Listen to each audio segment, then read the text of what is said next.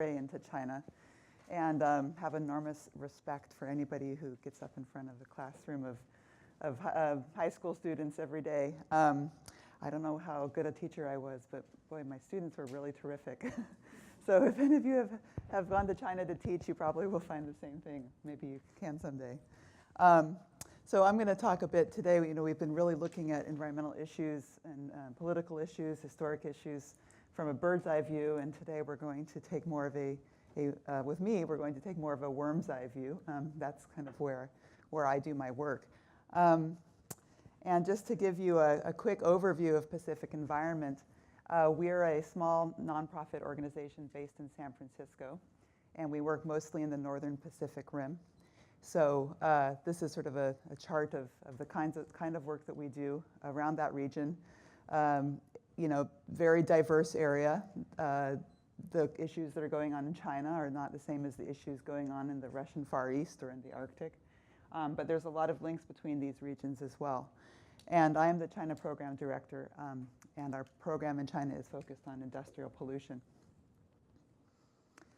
And just to give you a sense of kind of what we do there, we do focus mostly on capacity building of environmental groups in China, mostly at grassroots local groups. So these are not, big Beijing groups like WWF and NRDC and some of these larger groups, World Wildlife Fund. Sorry, I shouldn't use acronyms. But the smaller groups that are located at the city level or the regional level and are mostly working at that level or perhaps provincially. And our hope is to help these groups grow and develop skills and tools so they can solve some of the environmental problems facing their communities. We do that through basically a 5-part capacity building program where we provide mentorship and training. We actually have 2 staff in China that travel frequently to meet with these groups on the ground, provide trainings for them. I also do trainings in China myself. We have a small grants program. We have technical support program where we get people who are experts in law or experts in industrial pollution, experts in fundraising to come and help groups when they need those kinds of support. And we do some joint campaigning with the groups. Sometimes we identify sort of a common target and we work on that target together. And networking. A couple of years ago, we developed a group called the Water Environment Learning Network, which is a network of a whole bunch of different local environmental groups in China that are all focused on water pollution issues. And they're working together to try to solve some of these problems, develop common strategies. We've learned a lot about some of the focus that's being paid at the top level in Beijing on environmental problems in China. And at least in our small group discussion yesterday, it came up that enforcement is really a key challenge. And that's one of the reasons why Pacific Environment focuses at the grassroots level. Because this is an area where there is a lot of room for citizens to get involved and to try to watchdog their local environmental regulators to see if they're actually implementing these good laws and regulations that are coming down from Beijing. So I have been focusing for the last few years on water pollution. We're starting to get more involved in air pollution as well and training some of the groups on that issue. But just to give you a sense of where things are, last year the Ministry of Environmental Protection came out with these statistics. And it looks like actually surface water in China is starting to get a little bit better. It's always hard to know how much you can trust these statistics, but going from about 75% of lakes and rivers being quite severely polluted now down to more like 40 or 50%, it's looking like. However, at the same time, groundwater pollution is becoming more and more serious. It's increasing, and along with that, soil pollution. So it'll be interesting to see sort of how this trends, but it's a bigger problem. It's a more difficult problem than surface water pollution, which can be remedied, cleaned up. A big rain comes through, you shut down the pipes or something, and things will get solved. but the groundwater pollution is very difficult to solve. But still, there's a lot of access issues, clean water access issues. I thought this was an interesting statistic that, the lack of clean water access in China is equivalent to the population of the U.S. That's a lot of people that have trouble getting access to clean water.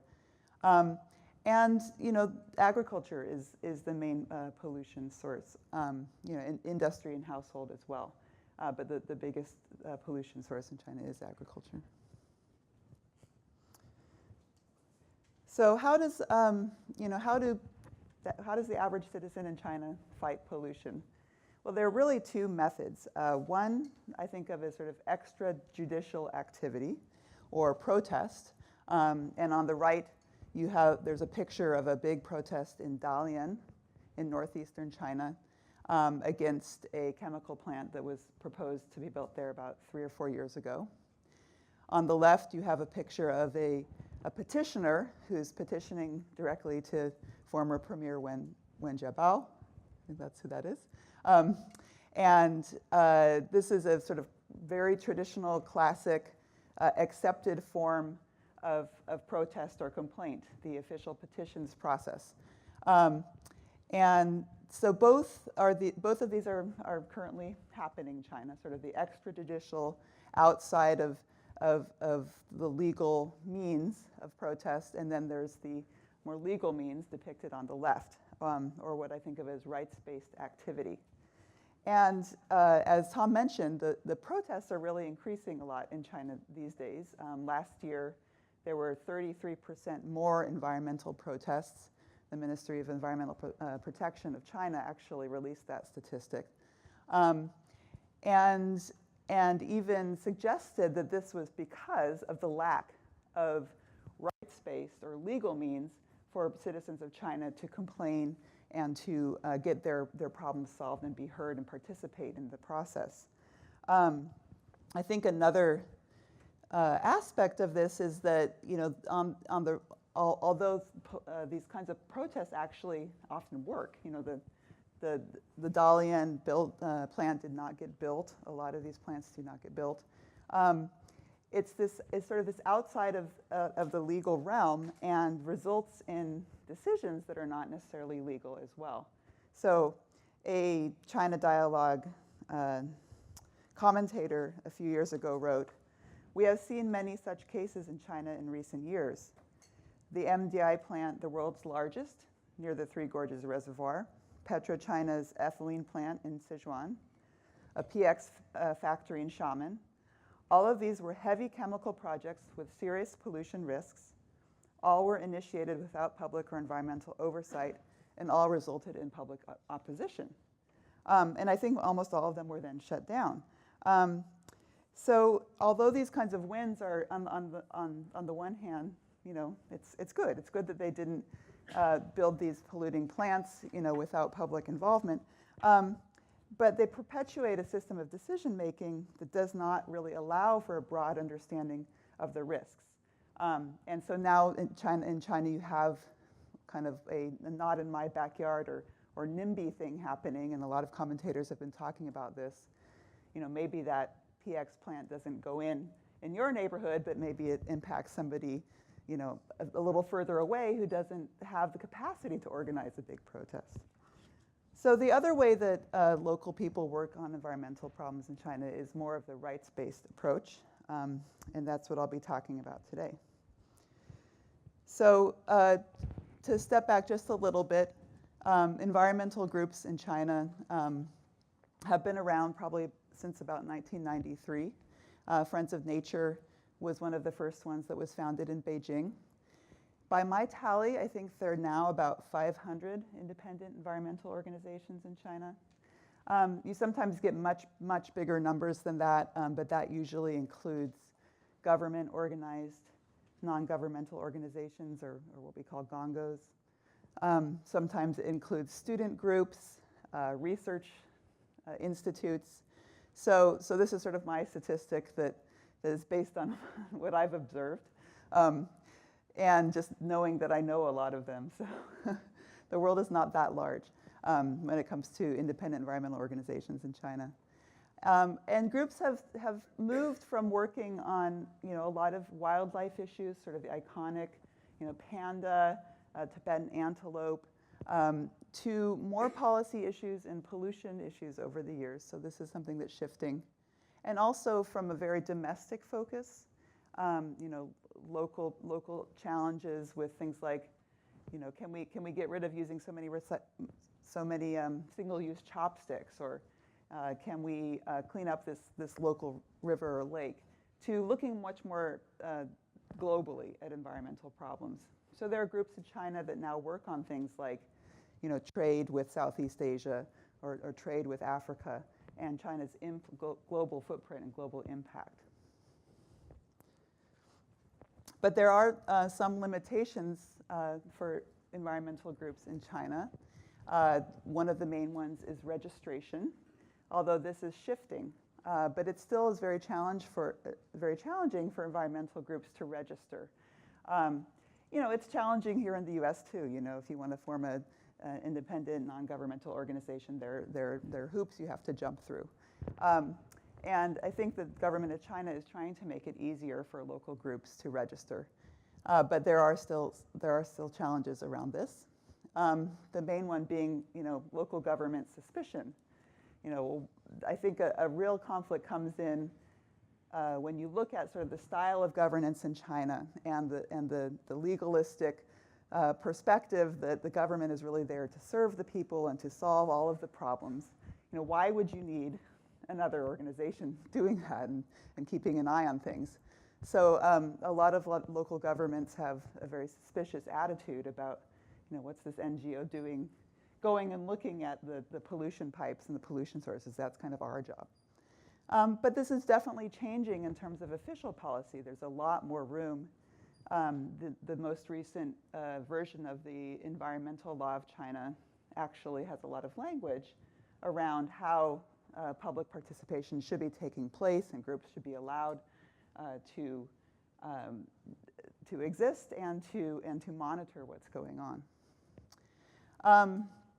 One challenge for groups in China lately has been, a lot of them get funding from foreign organizations. We fund groups in China. A lot of foundations, even here in the Bay Area, fund groups in China. And this is a real sort of hot button issue right now that groups have had to deal with. We learned about the new National Security Council that was formed recently. And one of the tasks that they've been doing is going around to all the environmental and other civil society organizations in China and asking for a full accounting of where their funding comes from. And that's not totally new, but it used to be kind of done underground by the Public Security Bureau. Now it's being done by this entity that's something a little bit more like our very own, now I'm blanking on NSA. So it's a little different. And maybe it's better, maybe it's worse. It's a little hard to know, but it does cause some groups to sort of rethink and have concern about this issue. And of course, there are always the hot topics, Tibet, Tiananmen, Taiwan. But there are other things too that come up that groups have to be careful to avoid. Scandals, there's a big scandal around Red Cross, some funds that were being used improperly a few years ago, which really sort of cast a pall over all NGOs in China. And there was a lot of suspicion that came out, and groups were really forced to be a lot more transparent with where funding was going. Weak social standing. I think if you say you work for an environmental organization in the U.S., a lot of people think, oh, that's great, you're a hero. And in China, it's kind of like, what does that mean? I've never heard of an environmental organization before. Can you make money doing that? So there's some barriers for young people, especially, to get involved. So what do environmental groups do? Again, I mentioned I work with a network of local groups. A lot of them are very concerned about the issue of just environmental awareness. I think environmental awareness is actually pretty high in China, but perhaps that doesn't go hand in hand with environmental action as much as it does here. So they really do activities to try to get people involved, just the basics, going out on a pollution tour and learning about pollution or the ecology in their local environment. Doing trainings at colleges so that students will understand, the ecology of their campus. What are the trees? What are the birds here? Volunteer programs, things like doing garbage cleanups along rivers. They produce a lot of educational materials. There's not a lot of really current environmental curricula in China, so a lot of NGOs do focus on this. And they do a lot of sort of talks in elementary schools, sometimes middle schools as well. So this is sort of the basic level of activity that you'll find in a lot of local NGOs. Here's just some photos of some of these kinds of activities. Lushuixing, a very popular activity to do, or a happy water tour, where they're taking groups out to the local water body, talking about pollution issues, talking about ecology, and some of the things that the group is trying to do to solve the pollution problems. The second level is more kind of gathering data, mobilizing the public. So this is sort of the next level up in terms of advocacy. And a lot of groups are doing this just through trying to get information out there. First of all, trying to get it from the pollution sources and from the government, and then trying to disseminate it to the public.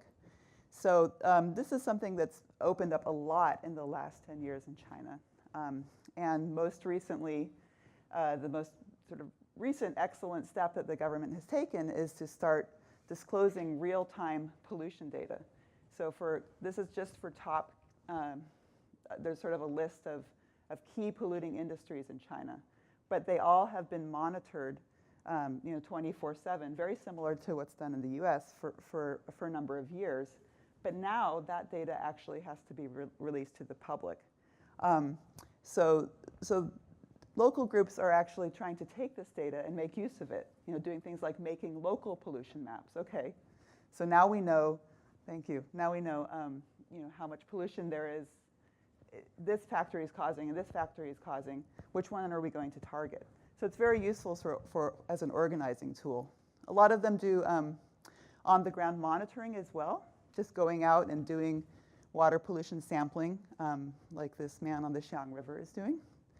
And then putting the data out there, either on the internet or in some sort of other publicized form. So here's a version of this. This is Jiangsu Polluting Enterprise Database. I think this is focused around Nanjing, this particular map. And it's an interactive map where citizens can go online and see sort of the level of pollution that's being caused by factories in their community. There's a national map that does this as well. Green Hunan has an amazing monitoring network on the Xiang River, where they have hundreds of volunteers that are going out and on a weekly basis looking at pollution problems. This one in the middle was very famous. It made the rounds on all sorts of social media sites, this picture of the pink pollution entering the Xiang River. And the result of this was that the local government actually shut down this factory. It was a dye factory. And the factory owner actually issued a public apology.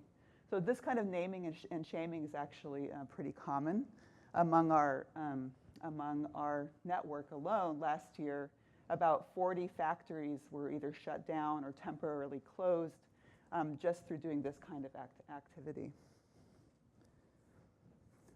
So finally, targeted campaigning. This is where groups are taking the information and then deciding, okay, we're going to go after this factory or this policy issue. I'm going to have to speed up a little bit. The Apple campaign is one that's pretty famous. Might make an interesting case if you're looking for a case of sort of local going into the global types of issues. And this is a group that Pacific Environment, this is an issue that Pacific Environment took a stand on as well. But basically, the company was being very non-transparent in disclosing who some of their suppliers were in China. Eventually, a network of groups was able to pressure them to do this. They did find some problems.